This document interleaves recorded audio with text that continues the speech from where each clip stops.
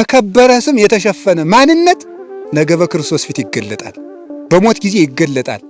ዝም ብሎ እኔም ጳጳስ ነኝ፣ እኔም በቅቻለሁ፣ እኔም መነኩሴ ነኝ ቢሉት አይሆንም፣ አይሆንም አላችሁ።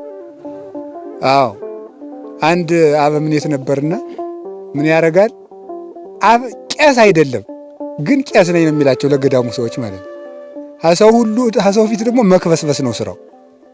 ይብሉ አባታችን፣ አይ ልጆች አልበላም፣ ይጠጡ፣ አይ ልጆች አልጠጣም፣ እንዴ ይረፉ፣ አይ ምንም ያሳርፍ ጊዜ ነው፣ መትጋት ነው ያለብን ለጸሎት እያለ ክብስብስብስ እያለ ነጠላ ጫማ ያርጉ አባታችን በባዶ እግራችን ወደን በተሳካ እያለ ይክበሰበሳል ማለት ነው። ሲክበሰበስ ኑሮ ደግሞ አልተማረ፣ ቅስናም አላመጣም። ኋላ ቅስና ሲያመጣ እኔ ቅስና ማመጣ ከማንኛው ጳጳስ ነው ደግሞ ኩራቱ ማለት ነው። የሆነው እሱ ነው።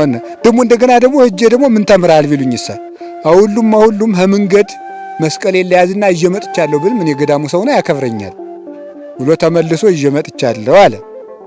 ዞ መጥቶ ክህነት ሳይኖረው እየቀደሰ በእግዚአብሔር ፊት ሥራ እየሰራ በገዳሙ እየተሰገደለት አባታችን እየተባለ አቦ እየተባለ ኖረ።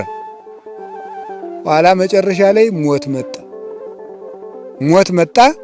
ሊመጣ ሲል አባ ለትጹን የሚባል አባት መጥተው ተገልጦላቸው ሊጠይቁት ሲመጡ አጋንንት እንደ ዝንብ ወረውት ነበር። ታሞ ከተኛበት ማለት ነው። አጋንንት እንደ ዝንብ ወረውታል። የዚያን ጊዜ አቤቱ ምን ሆነህ ነው አንተ ሰው እንደዚህ ያለ ነገር ሁና ያለውሳ?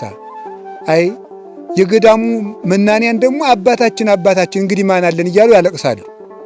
የተቀደሰው አባታችን እያለ ኋላ ሲሉ አይ አስወጡልኝ፣ መነኮሳቱ እንዳይሰናከሉ ይውጡና እድሜ ዘመኔን በልብስ ተሸፍኜ ነውር የሞላብኝ ሰው ነኝ አለ።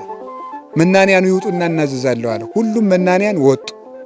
ሲወጡ እንዲህ አርጌ ክህነት ሳይኖረኝ ክህነት አለኝ ብዬ ሳላመጣ አምጥቻለሁ ብዬ የሌለኝ ቅድስና አለኝ ብዬ በገዳሙ ስከበር የኖርኩ ውስጤ ግን ተኩላ የሆንኩ ሰው ነኝ አለ።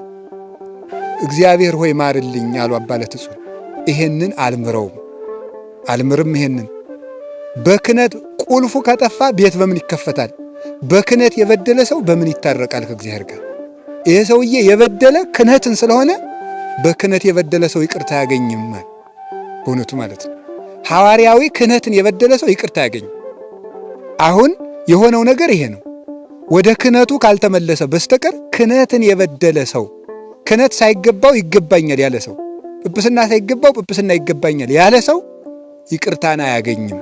በመንፈስ ቅዱስ አይቀለድበትምና ከዚህ በኋላ ምን አደረገ? ማርልኝ፣ አልምርም። አይ ካልማርክልኝና ብለው ወደቁ፣ ተነሱ እሳቸው። መጨረሻ ምን አለ? መማር አልምረውም፣ ባይሆን ከጽድቅም ከኩነኔም ሳይሆን እንዳይቀር ሰውነቱን ዝም ብለህ አጥፋው ካልከኝ ላጥፋው አለ።